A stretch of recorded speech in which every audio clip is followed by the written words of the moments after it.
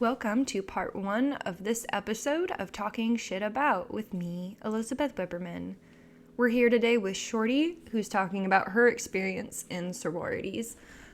In part one, we're going to break down what they are, how they work, how they're structured, and then in part two, we're going to compare them to cults because, wow, holy jeez, they are very culty. So I hope you enjoy, and if you are curious about what's going on with the fraternities and sororities on UM's campus, the Kaiman just released an article by Mazana Borbom, and you can read that at montanakaiman.com. It has some updates about, what's closing down, what's coming back, what shenanigans everybody's up to. And with that, we will go ahead and start the episode. Let's talk some shit.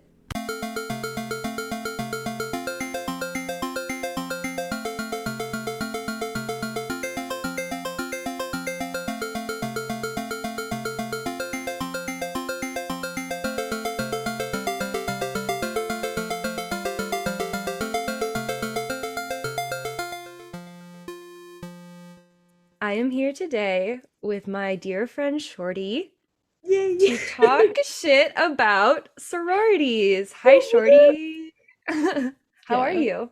I'm good. I'm excited. This is a lot of tea I get to spill, and I'm very excited to spill it. So, I'm yeah. so excited for you to spill it because sororities are one of those things that it's like I want to hate like inherently, but I'm like I don't really know that much about them except for like what I know from you now.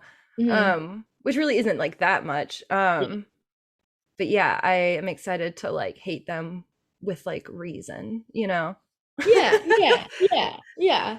I feel like there's some parts like the intentions behind sororities are good, but the actual action of sororities, at least the one that I was in, did not turn out good. So, yeah. So what is a sorority? So the textbook definition that I was told when I started joining and everything was that a sorority is typically a body of women who come together to work together to acquire scholastic goals. So most sororities, like they have goals for GPA every semester, they have goals for grades in general. They typically have a philanthropy. So some of them have like an organization that they're tied to. Some of them have a specific place in the community which they're donating their funds to and they fundraise for. So it's a mixture of like scholastic, but also to like being involved in the community and supporting the community and doing something that makes a bigger impact and a broader impact. And then typically sororities on a campus have like a conglomeration that they all hang out in, kind of like something that they all kind of put together to oversee all the sororities on a campus. And that too typically has a philanthropy of some kind.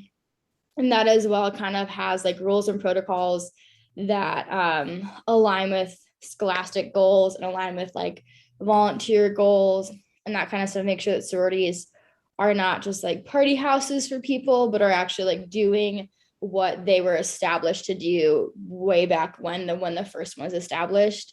And then sororities typically you have your chapters, and then you have underneath those all the bunch of chapters, and then you have like your section, which like the one that I was in, we were in the western, we're in like the mountain section of it. So all the sororities from that section have one specific person that comes to visit them and check in and make sure that they're running correctly and that they're following the rules and the goals, that kind of stuff. And then you have national, and that's like the original base home for the sorority.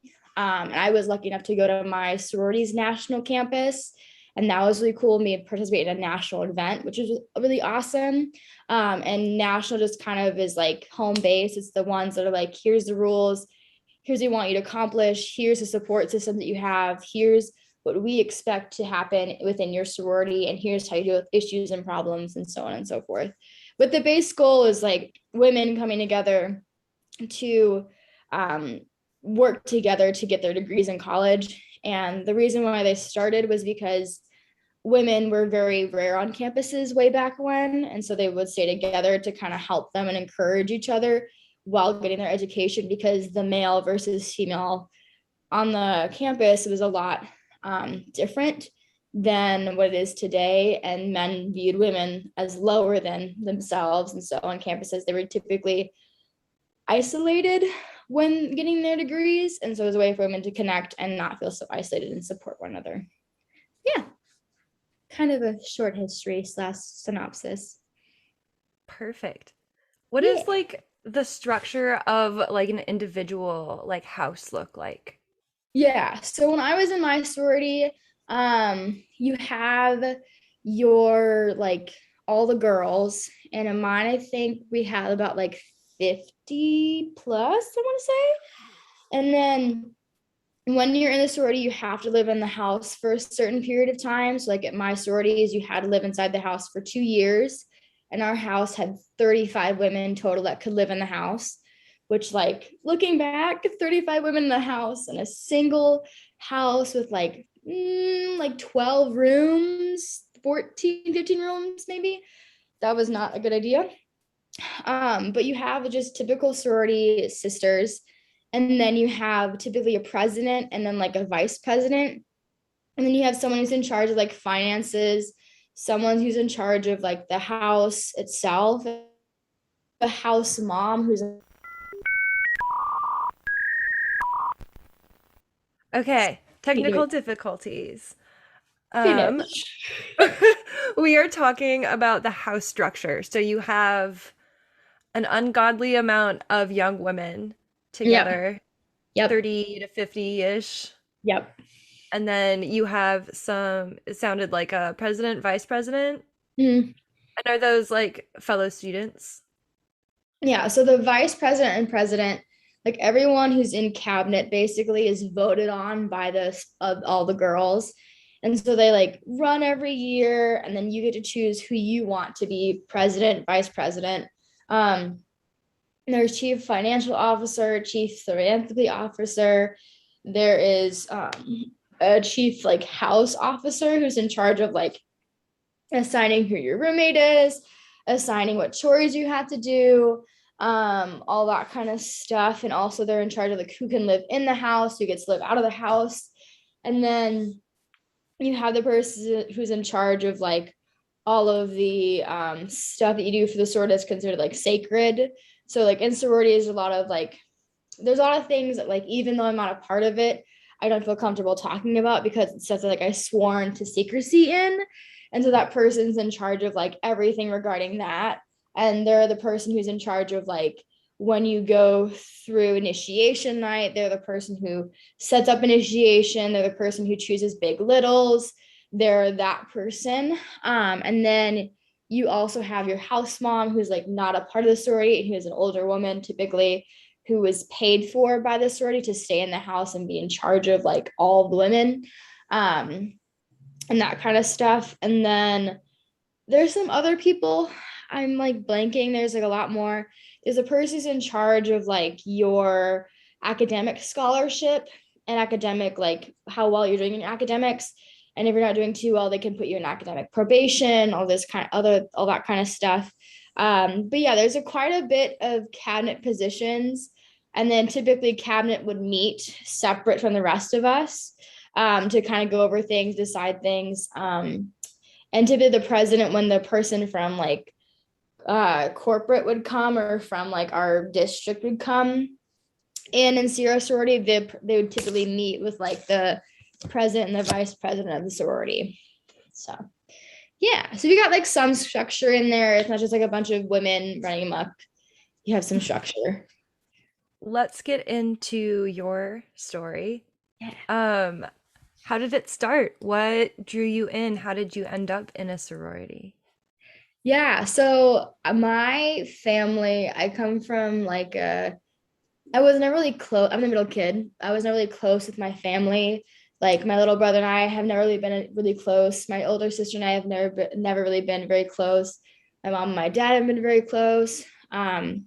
And throughout high school, I really just wanted like a good group of like girlfriends I could hang out with and rely on and lean on and really have that support and people I could really like trust to constantly be there for me. Because in my home life, like I had people who were there for me, but I couldn't trust that they'd always be there for me. And so I really just wanted a sisterhood. I really just wanted people who were going to stand by me and stand with me and really support and care for me.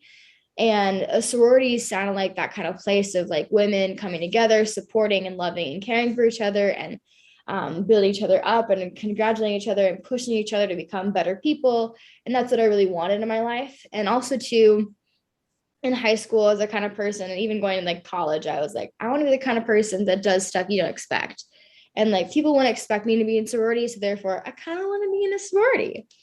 So I like the idea of having that sisterhood, and I like the idea of doing something unexpected. And I also love volunteering. Like I absolutely love volunteering. I did a lot when I was in high school. I wanted to continue that in college. And I know being a part of sorority was somewhat about volunteering and caring for the community, and that's something I really wanted to do. And so because that's what also kind of drew me was the fact that they were so willing and wanting to be part of the community and support the community.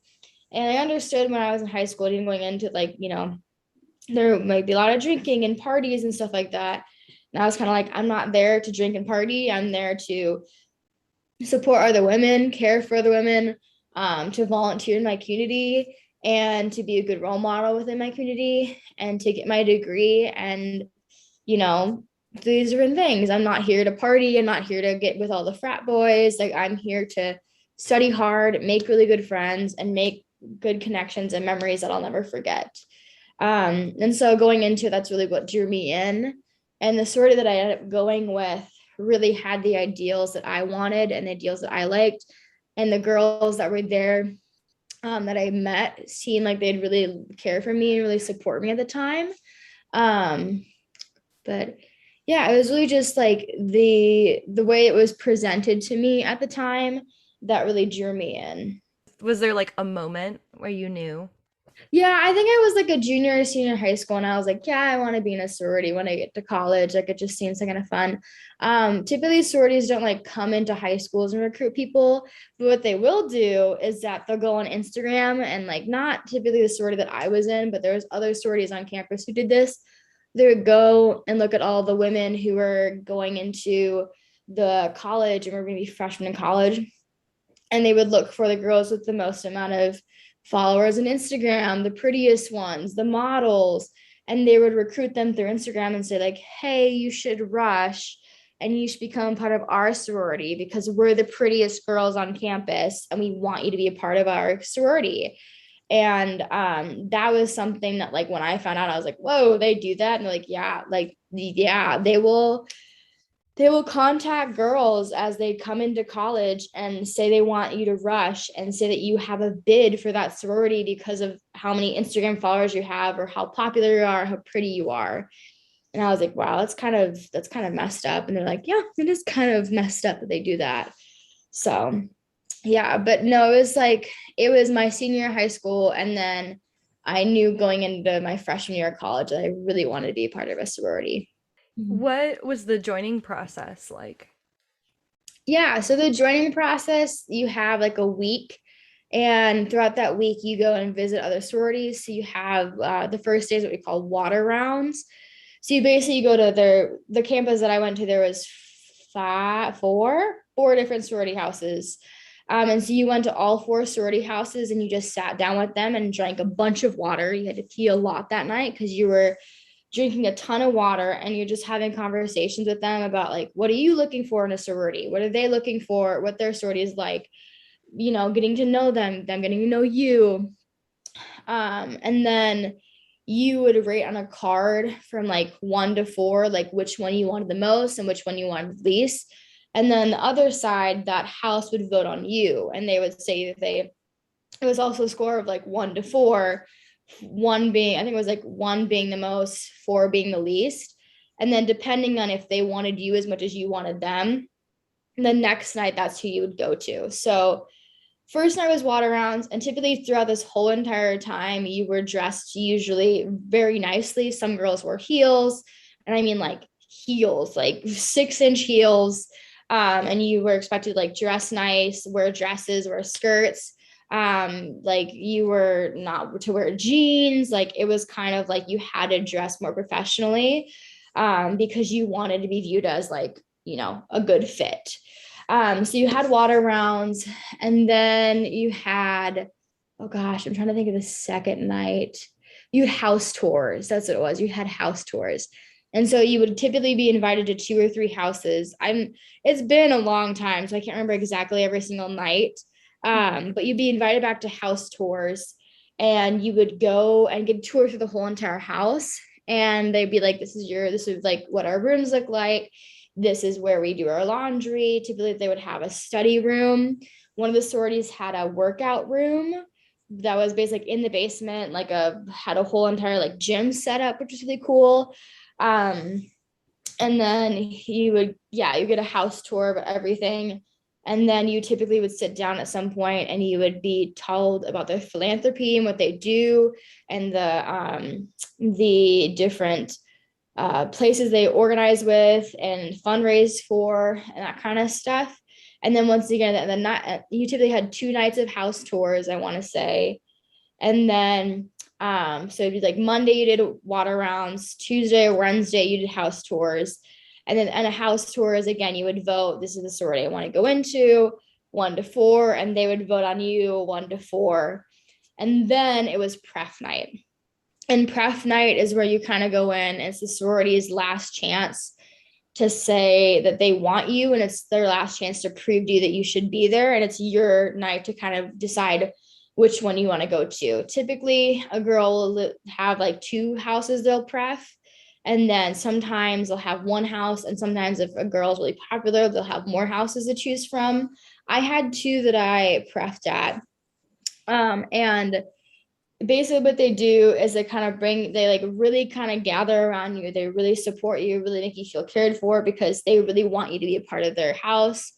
And then you go downstairs and you watch a video about how amazing their sorority is and how wonderful the girls are and how amazing being part of their house will be. And there's a lot of crying because the girl's like, oh my God, like I know I want to be part of this place, like that kind of stuff. I want to say I cried on my prep night. I don't remember exactly if I did or not. It was so long ago. But yeah, so you do that. And then that's like typically Thursday night. And then between Thursday and Friday night, the houses choose if they want you or not. And if you do, you get to go to bid day, and bid day is on a Friday. And what we did is we all gathered in the gym at the college, and they have envelopes, and you're given an envelope with your name on it, and you're supposed to open it up, and whatever house it says in the little card is the house that you got a bid from. So it's the house you're going to go, and you're going to go through their initiation process with. And so I got the house that I wanted. And so they had us, you like would run to the side that you were on, and you would go and you'd get your bid day stuff, and you'd have a bid day buddy, which is a girl in the store that would be with the whole entire day. And then you would go to the sorority house, and you would it was a big grand event where all the girls were invited. And it was the way for the whole entire sorority to get to know these new girls, and the new girls to get to know each other. And it was really fun on bid day. There was like a big event, and in sororities, you're not allowed to have any alcohol on the premises. And there's like no drinking during sorority events except for like formals. And that was only if you're 21 plus. So there was no drinking whatsoever. And it was a completely sober event. And it was really fun. We had like a dance party, I think. We had like the theme that I got my bid was like Candyland. So you had like a bunch of candy and these different things. And it was just like a really fun time. And then you would go home. They would like tell you like, okay, this is when chapter is. And chapter is their like kind of weekly meeting. And it's typically like a secret meeting. So like no one's supposed to know like where you hold chapter in the house or if you hold it in the house.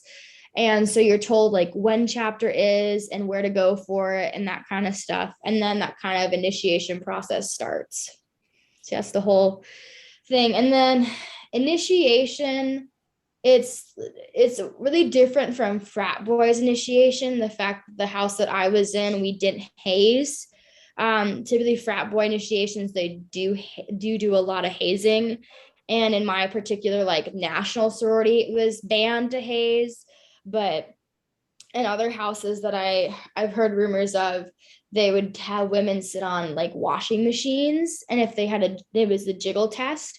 So if you're sitting on the washing machine and anything that jiggled, they put an X on. And then by the time initiation came around, which was like typically you get a bid like first week of college, and the initiation was like mid to late October, the girls in that sorority were rumored to have lost that jiggle by initiation week. Otherwise, they wouldn't get initiated, which is like really messed up to think about.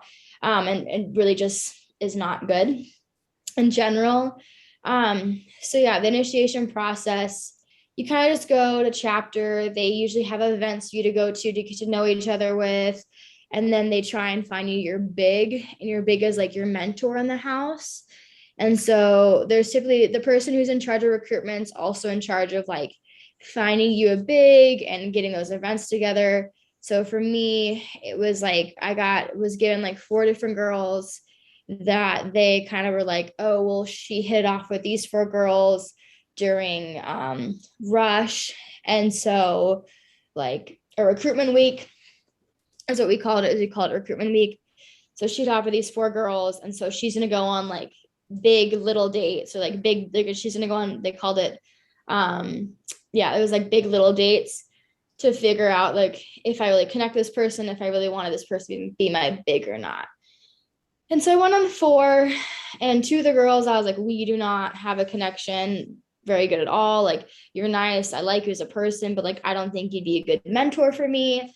And then there was 2 girls that I was like, I'm like debating it back and forth. And then like one of them kind of took the cake. And then before initiation night, you have your big little night. And that's where you get to find out like who your big is. And typically like you'll have a theme with it. And mine was like the Lion King. So my big like popped out of a box, and she was a lion, and then she gave me a lion suit as well. And so then that night we wore a lion suit together, and we went out and got ice cream together in our lion suit with the whole rest of our like family. And it was a really fun night. It's like a really special night because your big is the person who leads you through initiation.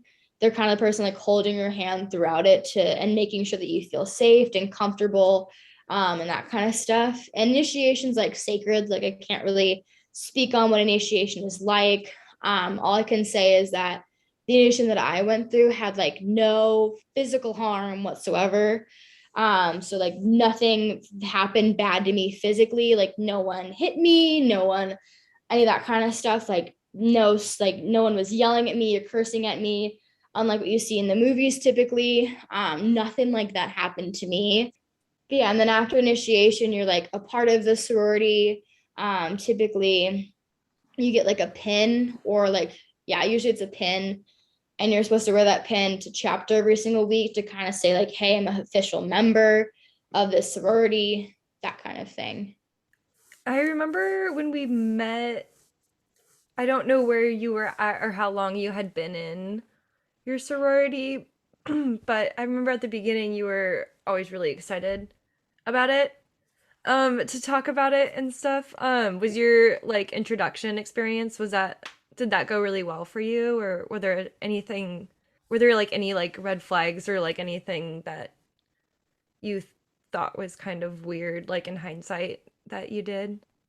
Yeah. So when I first joined, I was really excited to be part of it, and I really loved what we were doing in it.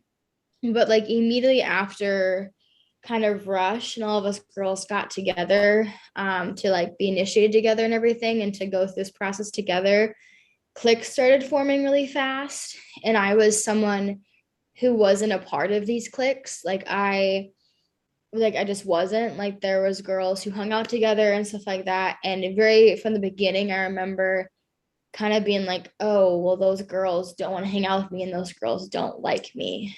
A big red flag for me was when I get really nervous, I talk a lot, and I typically talk really fast, and I trip over my words, and I talk a lot about myself. And that's not because of like I want to, it's just because with ADHD, typically that's something that you'll do, is that you'll talk about yourself, and you're trying to like bond with people through experiences. And that's what I do. And I think a lot of the girls took that a different way and took it as me being like really chatty and really self-centered, which I'm not. I mean, people who have known me for a long time, you probably know this as well. I'm not typically someone who's like all about me and everything's about me and the life is all about me, that kind of thing. But when we did like a retreat together as a sorority, and it was like my first, it was maybe like, let's see, we got initiated like in the second week of October in 2017. And then we went on to our like retreat as a sorority house, like in end of October, beginning of November. And we had a day where like people were giving out awards, and this was like kind of funny joking awards. And the award that I got was Motor Mouth.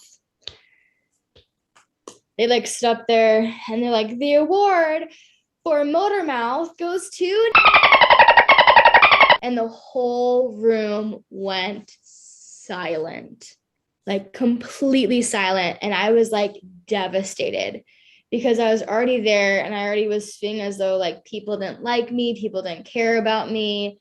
I already felt kind of isolated and alone, and like I didn't have very many friends. And then like to get that award was just like crushing. And I remember my big was so mad and she was so pissed off. And she was like, I'm gonna go find the person who wrote this because this is just awful. And like, you just joined, and like, this is really mean, and this is not okay. And like, I remember a bunch of the girls just kind of standing looking around, like, and their kind of looks on their faces were like, yeah, that's what you are. You're kind of a motor mouth. Like, you just talk a lot. And that was really hurtful. And like, I remember just like feeling really down and about everything because I was so excited and already felt a little bit rejected by the sorority that I was a part of. But there is that like little part of me who was like, you know what, I'm gonna stick through it. Like, I'm gonna prove it to these women, like, I'm here and I care about them. This isn't gonna bring me down, and I'm here for like a reason. You know, when I met you, I was like, wow, like I would agree, like you do talk a lot, especially like when I first met you. But Yeah. now that you say that, I'm like, oh wow, she was nervous because she had entered this like group of people that are like super different from like this other group of people that she's living with. And like I actually listened to what you were saying and I was like, wow, this chick has great shit to say. And like I remember there was one day because like in my I like instinctively I'm like, oh, she's in a sorority, like whatever. But like again, I just like put that aside and actually listened to what you were saying. Like there was one day I remember sitting on the couch at work and you like walk in and you're like, did you hear about those missing and murdered indigenous women? And we were like, oh, like yeah, like blah blah blah. And you were like, I don't know. And you just like started going off on like this like beautiful like speech. And I don't know, I was just like, hell yeah, like Shorty, get it. And Yeah. it's just like you're so passionate and like you've got things to say and you should say them. And Yeah. yeah, I'm here to back you up on that. Thanks. Yeah, no, I actually hung out with some like new people last night, and I felt really bad because I like interrupted them a bunch. And like, I didn't mean to interrupt them. I just was like so nervous. It happens. Yeah, it happened. So like, I was driving home last night and I was like, I hope they like me. Like, I hope they realize I wasn't trying to be rude and mean and like bitchy. Like, I didn't mean to interrupt them, and like I was trying to bond with them. And yeah, it was just, but yeah, they texted me today and I was like, thanks for hanging out with me. And they're like, yeah, we should do their time. And I was like, yes. Oh yes. Um, but yeah, so that was kind of like the first kind of like red flag that I got, was being in that room, and like people started noticing it like right away. Like, people were starting to notice that I was feeling isolated right away. And within a few months, I was starting to say, like, I felt really isolated. I felt really alone. And like, I was telling my big this, and she was like, oh, you're new. Like, you'll meet friends, you'll make friends. Like, everything will be okay. And then so since I was technically a senior in college when I joined, because I'd taken so many credits when I was in high school, that I could move in my second semester. So that's what I did. And I moved into a room with these two girls, one of which, like, she seemed to not like me before moving in. The other one was like incredibly nice. Everybody loved her. Everybody thought she was amazing. And she was so funny and so kind and just such a nice, wonderful person. And I like, still to this day, I like absolutely love her and think she's a really great human. And she's never done anything to me that I'd be like, oh, like angry about. But over the course of like living with those two women, the one who was really amazing, she just kind of stayed out of everything. But the other girl who didn't seem to like me really didn't like me, like really didn't like me. And so I'd like be living in the room with her, and I would wake up for classes before her. And it was kind of a situation of I was on the top bunk and she's on the bottom bunk. And so I would get down and everything, and I would accidentally like bump something. I'd be like, oh shoot, like I feel so bad. Like I probably woke her up. I didn't mean to do that. And like gather my stuff and would go and like get ready in the bathroom and everything, and get ready to go to class and everything that. And then I would get a text and it'd be like, you were super loud this morning. You bumped my nightstand and that woke me up, and I cannot believe you. You were so loud. And it was me being like, I'm so sorry. Like, I didn't mean to. And like, we sat down, we had a conversation like multiple times about like how I could do better, about being quieter and being more respectful to her in the room. It was just stuff like that over and over and over again of like, I can't believe you did this. You're being so disrespectful. You're being so rude. And the hard thing for me is that like she would go to the other sorority girls in the house and talk about me behind my back and say all these mean things and saying how horrible and rude and terrible I was. And she became friends with my big, and so she would go to my big and talk really poorly about me to her. And at this point my big like was kind of hanging out with me, not really. She kind of was ignoring me. Her and I weren't really as close as we were beforehand. And it was just really hard to watch this person who didn't like me go to her and talk about how horrible I was. And then for my big not to even reach out to me and be like, I want to hear your side of the story. And then I had a friend of mine outside of the sorority that I would go to and like kind of vent and tell them about how horrible things are going for me. And it was just, it started this whole entire thing that kind of happened throughout my time in the sorority and living in the house, which was I would get home at night, I would eat dinner and stuff, and people would stare at me, people would look at me, people would want to have conversations with me. They would kind of remove themselves, or they wouldn't let me join in the conversation with them. They would like purposely say things and do things to kind of block me out and change the conversation to either make me well, not really make me uncomfortable, but just made it clear, very clear to me through their body language and through their words that just like didn't want me to talk to them. um, and we had house boys, that's like what they're called.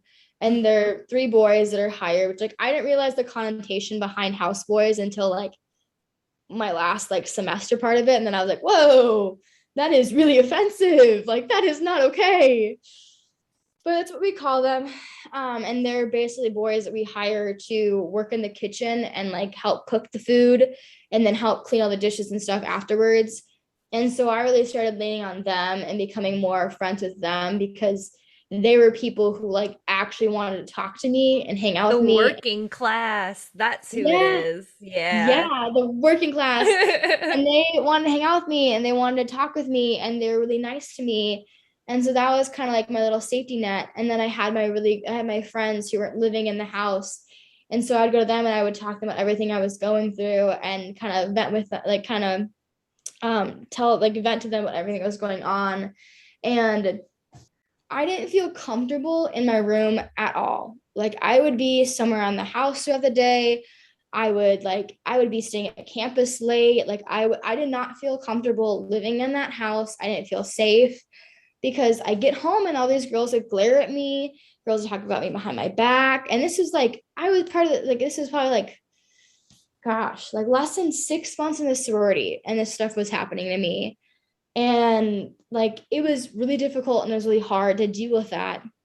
And I remember calling my mom and my sister and just telling them like how alone I felt and how terrible I felt and how I just wanted to go home and how I wanted to get out of that place and how horrible it was and how badly I wanted to leave.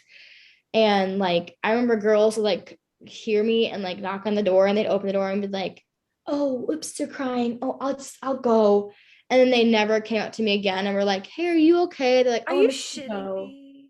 Nope. They would just see me crying and like, I'll give you your space. And then they just would like not come up to me and ask me how I was doing afterwards. Like I remember one night, it was like the president at the time, and I was in the basement. I was bawling my eyes out.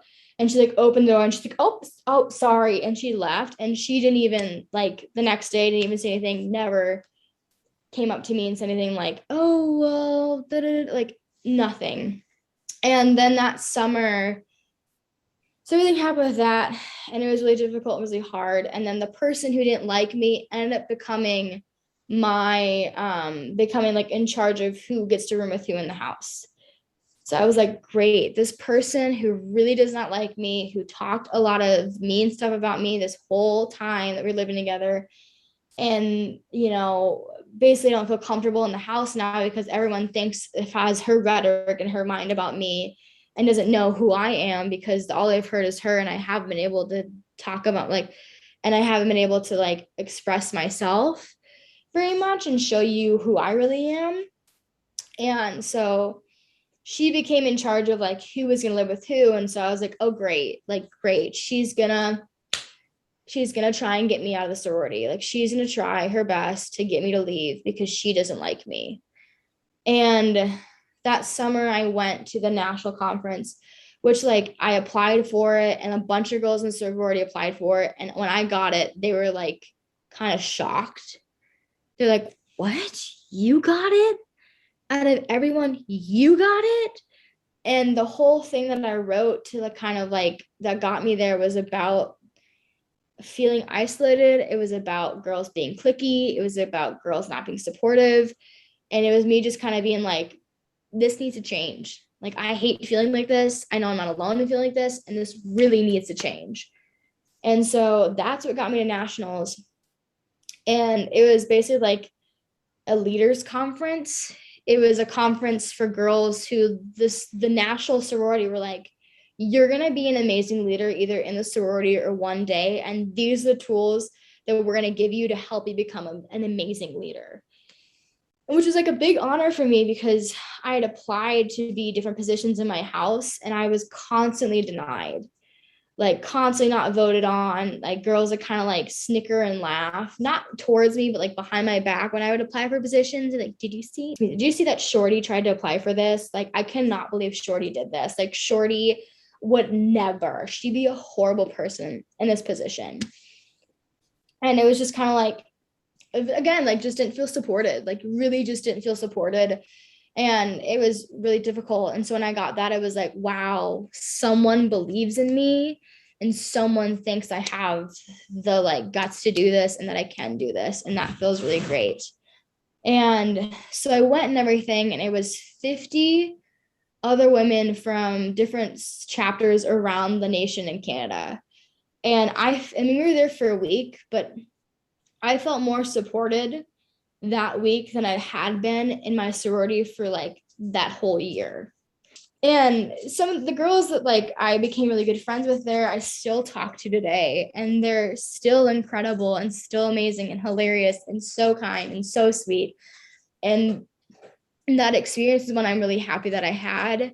And it was something that kind of gave me that gratitude. And I remember when I was there, I got a call from our president, and she's kind of like, hey, how's it going? How's everything going? How are you doing?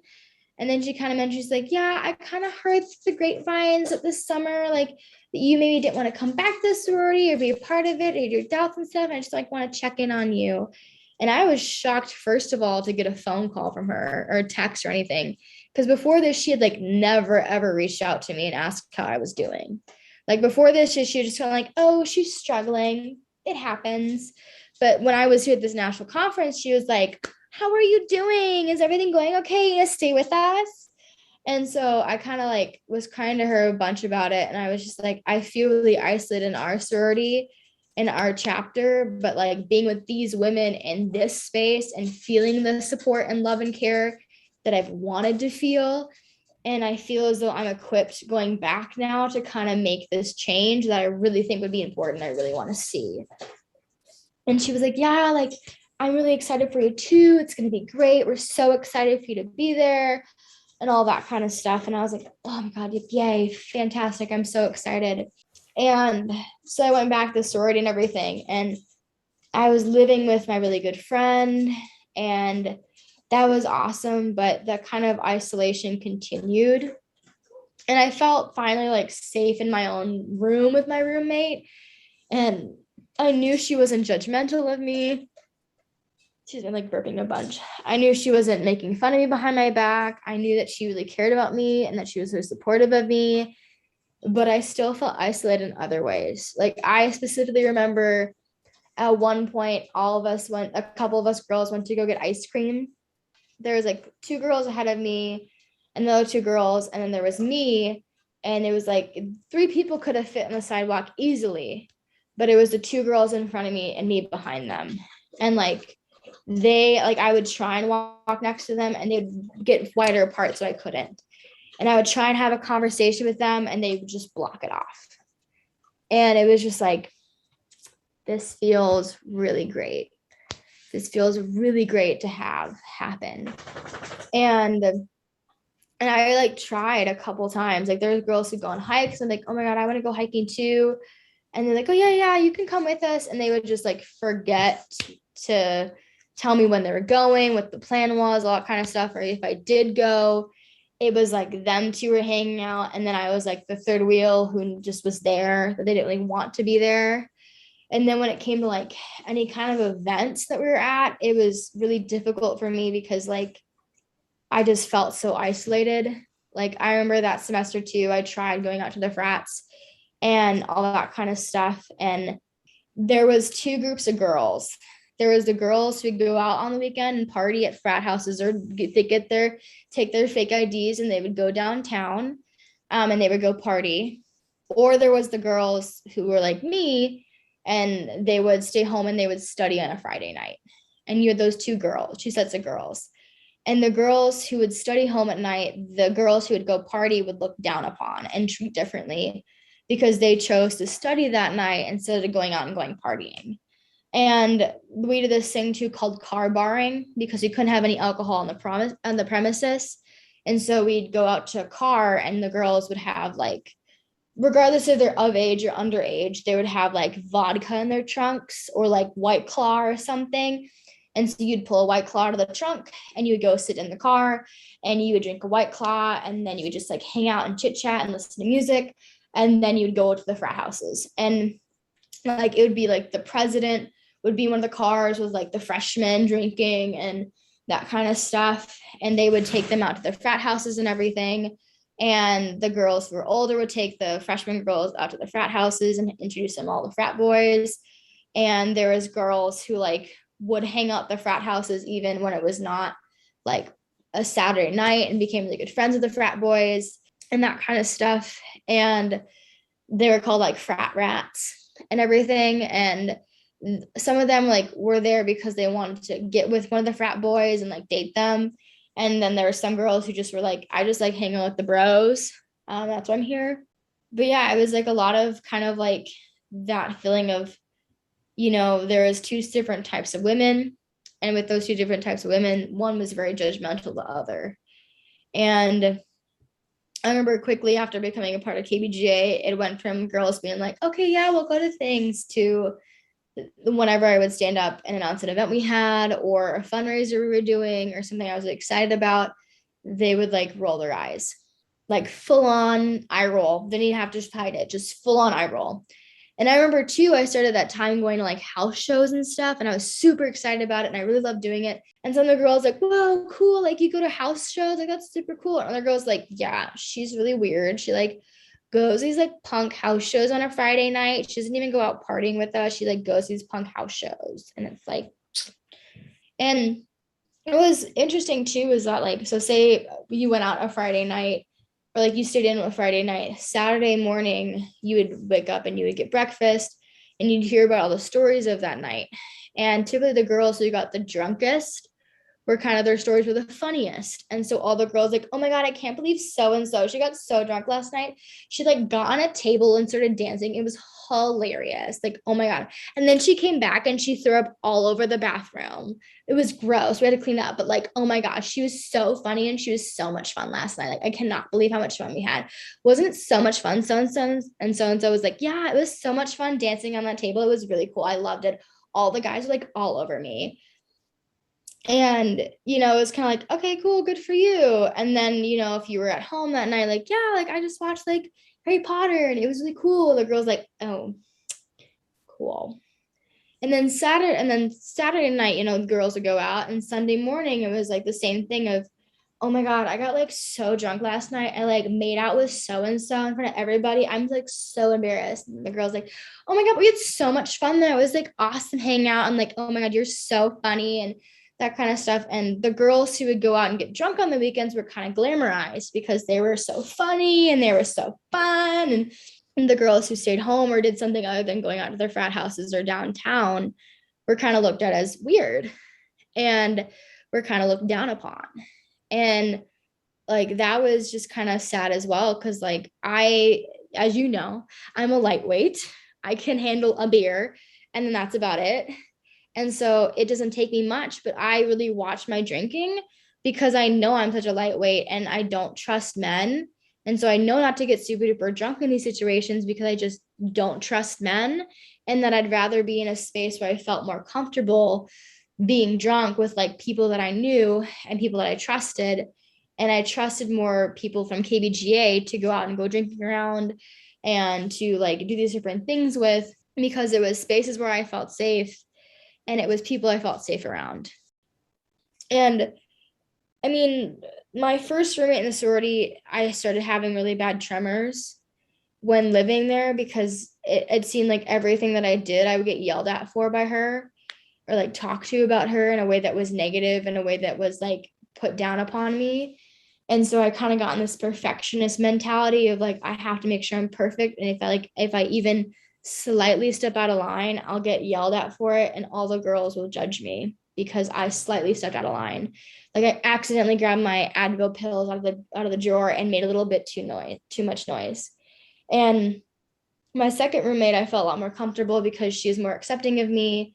My tremors kind of stopped because I didn't feel as though like I was as stressed about being perfect. But between like living in the sorority and that semester, like I'd gained like over 20-30 pounds of weight. And it was because of like, we'd walk in and the like little pantry area we had was like full of food. And of course it was like somewhat healthy food, but mostly not. And so you were allowed to eat food whenever you wanted. And a lot of the girls stress ate. And so I would stress eat too. And so I gained a lot of weight from that. I didn't feel comfortable working out in that space because a lot of the girls were really judgmental and they had a lot of body issues themselves. And there was a lot of like body dysmorphia. There was a couple eating disorders. There was like a girl who had to drop out because of drug abuse. There was another girl struggling with drug addiction within the sorority, and that was really hard to witness. There was one girl who was I think still to this day is a functioning alcoholic.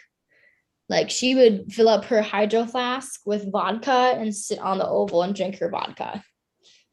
And it was just like, you just straight vodka. And I was like, you do realize like that is straight vodka you're drinking at 11 a.m. on the college campus. And she was like, yeah, but like, I really needed it. Like I needed my vodka that morning. Like I had a rough morning. I was hungover, so I had to have vodka the next morning to like break the hangover. But yeah, I mean, a lot of it was just like isolation and feeling really alone, and then feeling really anxious because I was in this space where like anything I did that was remotely weird, wrong, or not accepted, I felt a lot of judgment towards, like a lot of judgment. And then my final roommate was the straw that broke the camel's back, because she was someone known in the house to like absolutely like hate me, period. Like not even like, oh, she doesn't like her. It was like she hated me. And it was known she hated me. And at this point, before I even became a roommate, I was questioning whether or not I wanted to be in the sorority. And I think that some of the girls knew that. and put me with her because they wanted me out. Like they wanted me out of the sorority and they knew that this person would make me leave. It was awful. Like the standards in which I was held to versus what she's held herself to were different. And like apparently all the other girls that she'd been roommates with, she was awful too. I mean, again, it was a whole thing of like it wasn't like a whole thing of like you did this morning and it really made me mad, but it was you have dirty dishes on your side of the room that you need to clean up, but I have dirty dishes on my side of the room that I'm not going to clean up. And then she was just like blatantly rude to me, blatantly mean to me, like constantly glaring, judging me constantly. And again, my like anxiety was really high. I had a really hard time breathing when I walked to and from the sorority house because I was like, I had a bunch of I had a bunch of like anxiety and hypervigilance at the time. And so walking to and from the sorority house was hard because there was male frat boys who'd walk behind me and they would scare me. Not because they did anything to me, just because they're men and they're men. They scare you. So they would scare me. And then I would come home and it was just, I would hear girls talking behind my back constantly, like constantly. And at this time, I was taking some really hard classes. And so I was downstairs in the basement we call bomb. And it was like our big study room, and you had to be completely silent when you're in there. And I didn't feel comfortable being in my room because my roommate had like designated her room, like our room as like her space. So it was like her study space, her hangout space, all that kind of stuff. So like I didn't feel comfortable hanging out there at all because she was constantly in there. And when she wasn't in there, I was like, oh my God, I'm gonna take up space. And then she get annoyed at me for taking up space. And I remember like being down in bomb one night and I was studying. And I remember this so clearly. I can literally hear her exact tone of voice in my head when I think about this. But she just like whispered, she's like, I really hope Shortie drops. Like, I really hope she drops. Like, I'm so excited for her to drop. Like, I'm so excited. I cannot wait for her to drop. Like, I really hope she drops. And when you drop, you like drop out of the sorority. You're like, say, I'm done.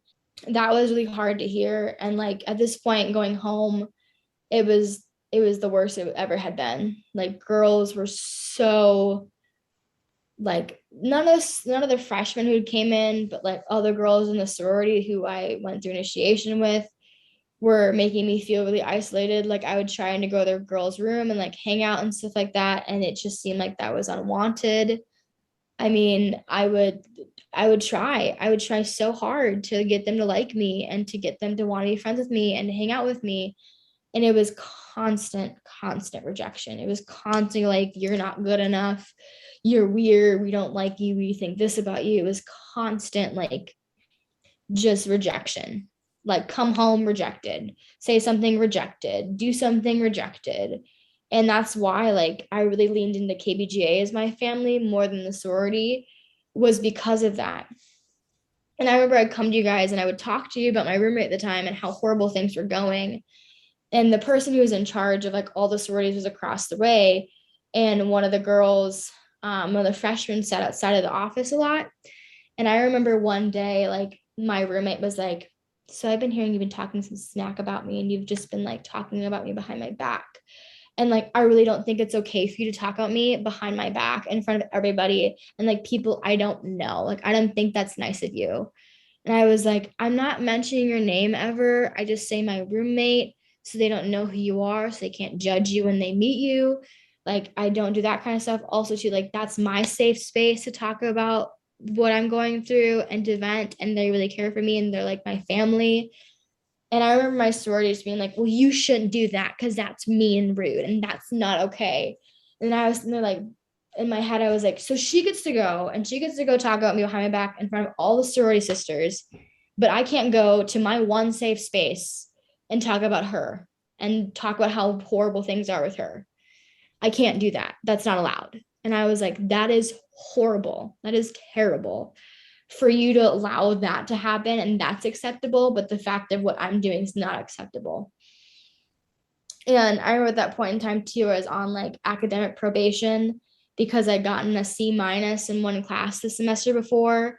And so I had someone checking in on me like every single 2 weeks and being like, did you turn in all your assignments? Did you turn in all your assignments? Are you working really hard? Are you making sure you're living up to our standards? And it was stupid. It was so dumb. I was like, I literally got a C in one class, one semester that brought my GPA down by like 10 points.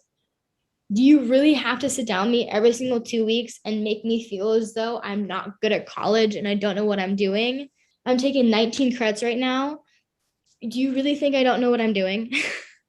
It was defeating. It was just really defeating. And it just felt as though like people just didn't like me, didn't trust me, didn't believe in me, didn't support me. And I remember I had a therapist at the time that I would go to, and she would hear all of this and she would just go, I cannot wait for you to leave that place. That place is so horrible. That place is so toxic. It's so bad for your mental health. Like, you're obviously not getting the support, care, or love that you deserve and that you need in that space. And it was really hard leaving it because I had so much faith in it. Like, I was like, part of me was like, just like stick with it. Like, it'll get better. Like, it'll get better. It'll get better. Like, I just got to keep going. It'll get better. The girls were like, will want to get to know me more and we'll become friends and like, it'll get better. And that was something I just kept repeating to myself because I wanted so hard to believe in it. And I just was getting shown something else time and time and time again. And whenever I go to events or whenever I come home, it was constant glaring judgment, passive aggressiveness, like constant rejection, like every single night, every single day.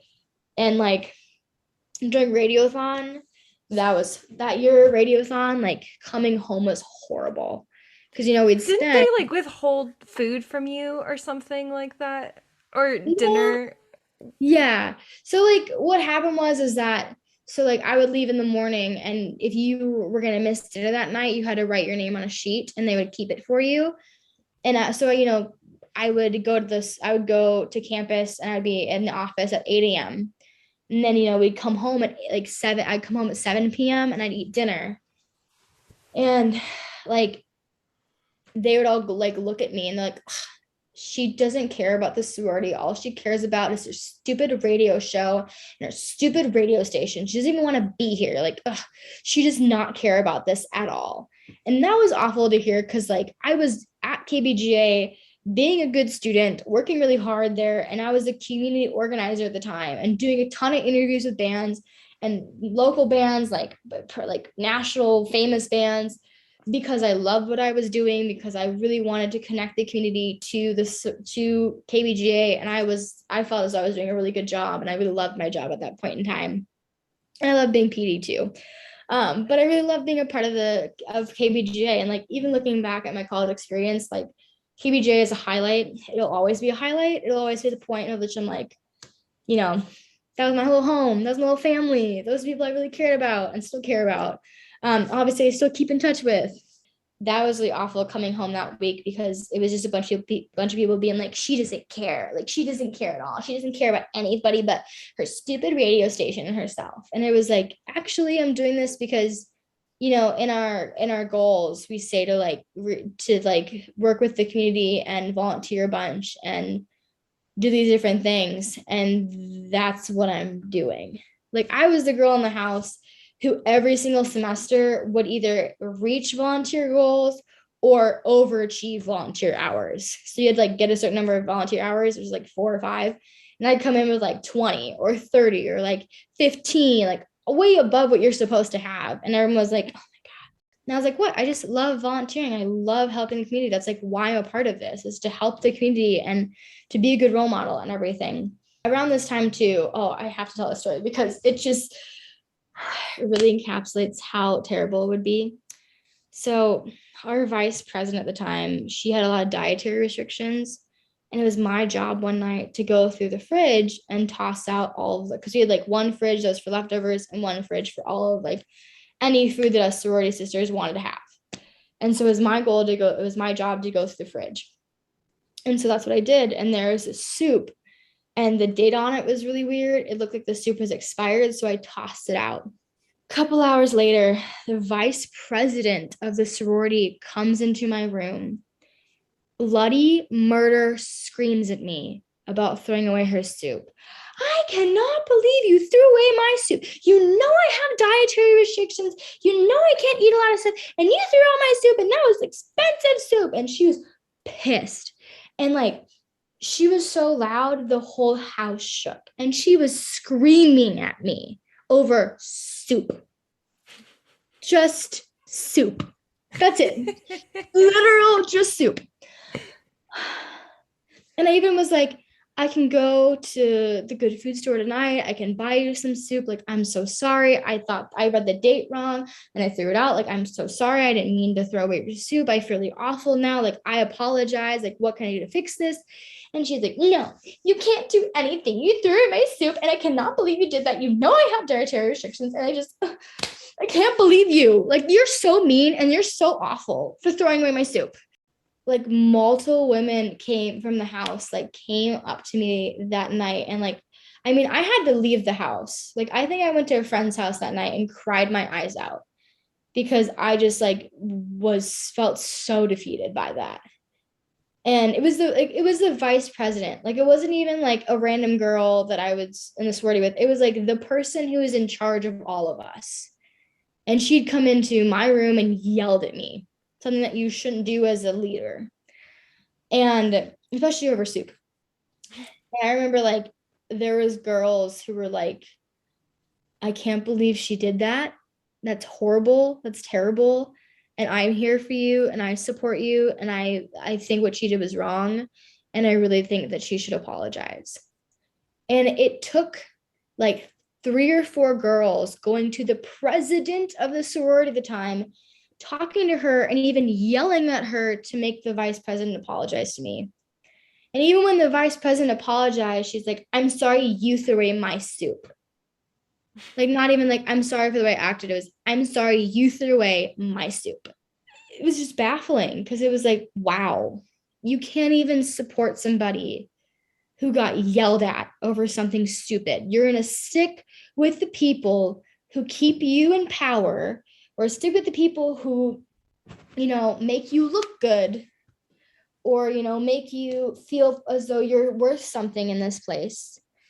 Then stick up for the people who actually would be there for you at the end of the day and would actually care for you. Like, that is so telling, and that is so sad. And that was another reason why I decided I was going to leave, was because it was just constantly being shown over and over and over again that like I'm not enough in that space. And along with that, like, my really good friends had watched how devastating being part of it was. Like, you probably watched like how hard it was being there, and like the amount of times that I've cried, the amount of times that I was like wailing, the amount of times I sat in someone's car and just was shaking from anxiety and from stress of being a part of it, and just the constant rejection and fear and all the kind of stuff that went with it. And then along with that, like, I was looking ahead to my summer, and that summer I had to take summer classes, and summer classes cost a lot of money. And sororities aren't cheap. Like, the sorority I was in, it was like $3,400 to be in it for the year. And I paid for that out of my college savings that I paid for. Like, I saved for myself for college when I was in high school.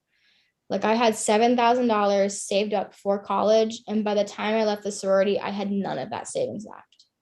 None of it. I spent all of it on the sorority. And I regret it so much because I would have been so much more financially secured if I wasn't a part of it. My parents didn't want to pay for it. They're like, you want to be part of this, you have to pay for it. So I did. And living in the house was significantly more expensive than living outside the house. And so looking ahead towards like that summer and that fall, I was going to spend around $14,000, I want to say, somewhere between $14,000 and $20,000, and just like basically like paying for myself to have an apartment, paying for myself to eat, and paying for myself to go to school. And that was like $20,000 between me and my parents. Like, you have this thing where you can go financially inactive for a semester. So you basically just like take a pause, you take a break, and you leave, and you go financially inactive, and then you can join back the next semester when you feel financially stable enough to do so. But you have to go through this process to do it. And so you probably remember, I filled out the whole entire paperwork.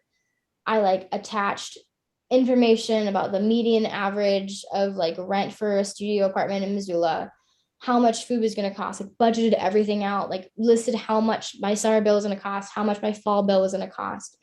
And I had my sister, my mom, and my best friend at the time, like all write letters talking about how my mental health was being depleted being in that place and how I needed a break and how badly I needed a break to get out of that place.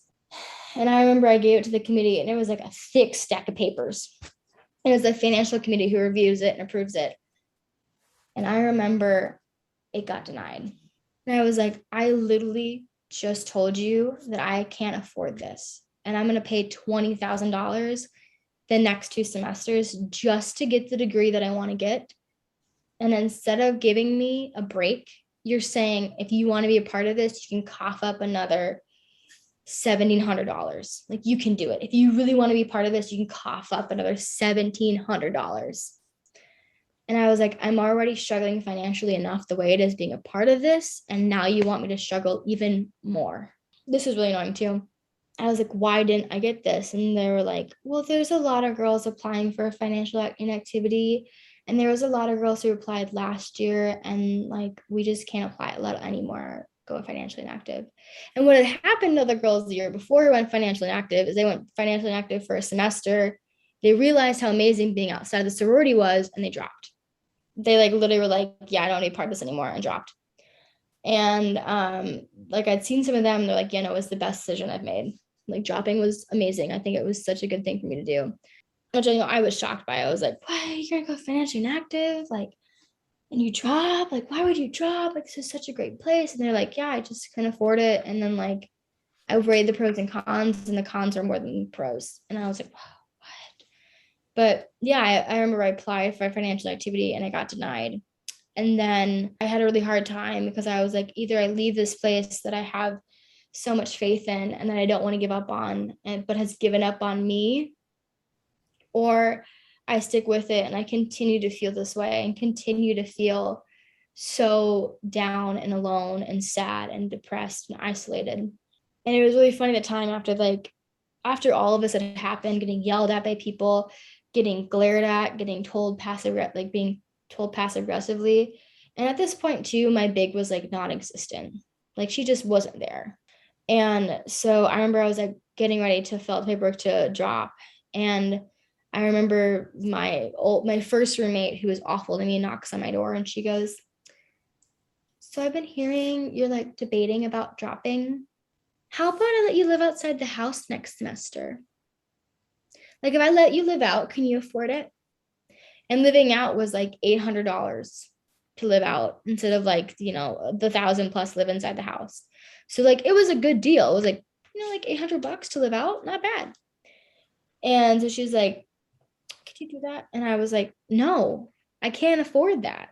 Like, I just told all of you, I can't afford being a part of this right now. And you still want me to cough up money? And at the time too, we had a huge recruitment issue and a huge, like, we had we had a bunch of girls who rushed and then dropped. And we were having an issue of like keeping girls and having girls coming into our sorority and wanting to be a part of it. And I was kind of like, no, duh. Like, you guys are so exclusive and so rude. And like, literally, I had a friend come over at one point and none of the girls said hi to my friend. They all glared at us as they walked by and didn't even say hi.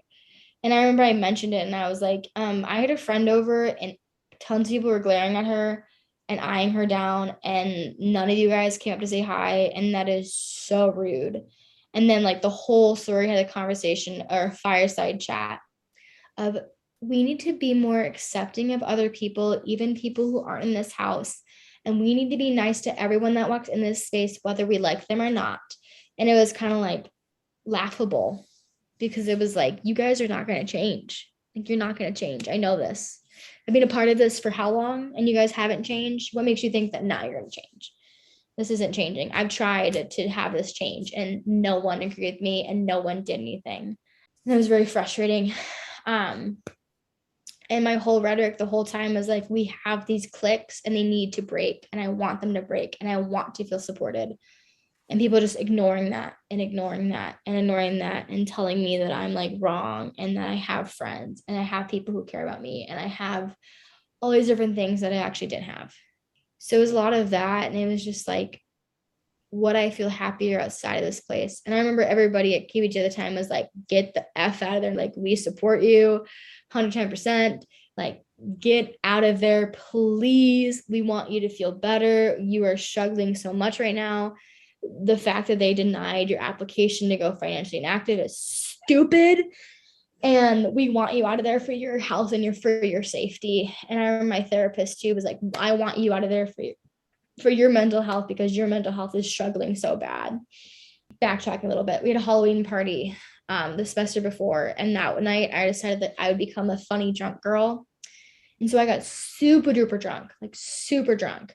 Why? Because I wanted to be viewed as a funny girl and be accepted in my sorority. So I got super fucking drunk. And I remember the next morning, it wasn't, oh my God, Shorty was so much fun. She was so drunk. It was like, I can't believe her. She got so drunk last night. She's such an alcoholic. She's so messy. Like, did you see her last night? She's such a drunk. And it was just, I felt so depleted because I was like, I just did this to make you like me. And you don't like me still. I did something that you've shown me multiple times that you accept people for, and then I wasn't. And so it's just like all of that. And I was talking to a sorority sister of mine who was a senior who was about to graduate, and she was like, I'm so fucking, she's like, I'm so ready. I'm so ready to go. Like, I'm so ready to leave this place. Like, I absolutely hate my senior class. I hate people I'm graduating with. I'm so ready to be done. I've been waiting like years to be done with this place. And she didn't live in at all. She lived in for like maybe a semester or two, but she lived with her parents. But she's like, this place sucks. And I'm so happy and so excited for you to leave, because it is terrible. And I should have left before. Like, I should have left. I should have just left that place. It was awful.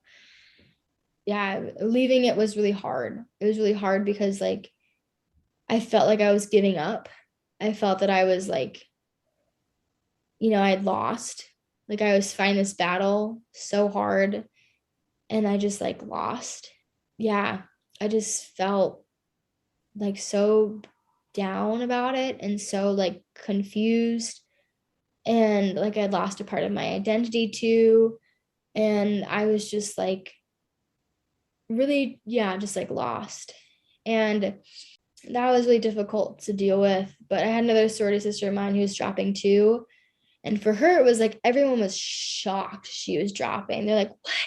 You're leaving? Like, we don't want you. And like basically before I dropped, I had like I had the president be like, please don't leave. Like, we love you. We really care about you, really support you. Like, we really want you part of our house. And I had other girls like coming up to me like, oh my God, we care about you and we support you and we're really excited for you. And we love KBGA and like all this stuff. And I was just like, you're lying to my face. Like, you do not care about me. You've shown that to me multiple occasions. Not once, not twice, but on multiple occasions that you do not give a flying shit about me at all. And so I dropped and everything. And when you drop, you have to give back like everything that has any letters on it. So sweatshirts I'd bought and sweatshirts I'd been given, like paintings I was given. And when you're a sorority, you're given like paddles as like a sign of like friendship. You don't ever get like hit with paddles, thank God. But you would be like, as a symbol of love, you get a paddle. And so like all the paddles that people had made me, which was like 2 paddles, they like gave me back. Like, I had to give back. And like anything remotely that had the sorority's name on it, because like, we don't want you to rep our merch because you're no longer a part of us. And we don't want you, going out there and causing a huge problem and causing a huge issue and like, putting our letters out there and having us have a bad reputation. Okay. Oh, I completely forgot about this little thing too. I call this story the night from hell. And that is where we're ending part 1 of the sororities episode. Assuming I haven't changed my mind at the last minute, part 2 should be up now, so you're welcome.